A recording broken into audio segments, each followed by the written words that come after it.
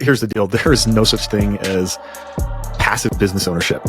There might be times when you're less involved in the day-to-day because you're elevating to new heights to work on bigger problems. Like the best I've ever heard it is, is this $10 an hour work? Is this $100 an hour work? Is this, $1,000 an hour work, $10,000 an hour work, $100,000, $1 million an hour type of work? And as the business grows and the organization grows, you get to elevate and work on some of those larger and bigger problems and solutions for the company. But this idea of just completely passive, I'm totally checked out, doesn't really exist until you have some sort of exit. Either you hire a CEO and somebody to take over, you sell a portion or the majority of your business to private equity, or you completely sell the company and or move into some sort of advisory or board position.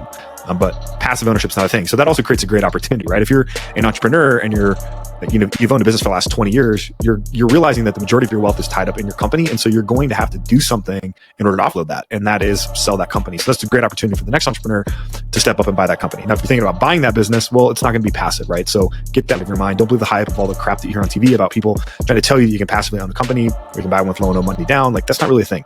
You want to buy a company that requires you to be actively involved and use your scaling to go and grow that company. If you can do that, then you're going to make the most wealth, right? Lazy people do not make a lot of money. People who are unable or unwilling to operate don't make the most money.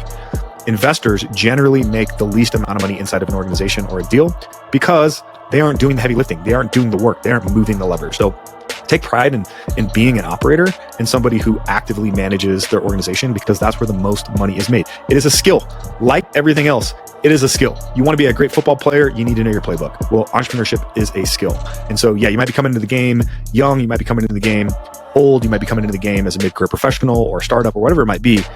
You have to be consistently focused on improving your skill set as an entrepreneur, right? Surrounding yourself with higher levels of people, thinking about content, thinking about marketing, thinking about sales, reading those books, finding those mentors, watching that content in order to elevate your game each and every week and each and every month and each and every quarter.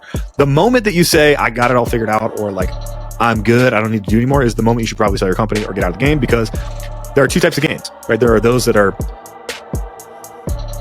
There are infinite games and there are finite games. So a finite game is a game like baseball. There's a set of rules, and at the end, there's going to be a declared winner. But business is an infinite game. And the only rule of the game is to keep the game going as long as possible. And just when you think like you figured it out, like you have understood the rules to the game, well, the rules change. So if you want to be an entrepreneur, be prepared to fall in love with the game itself. I love the game. Every great entrepreneur that I know loves the game. And the moment they don't, it's time to get out.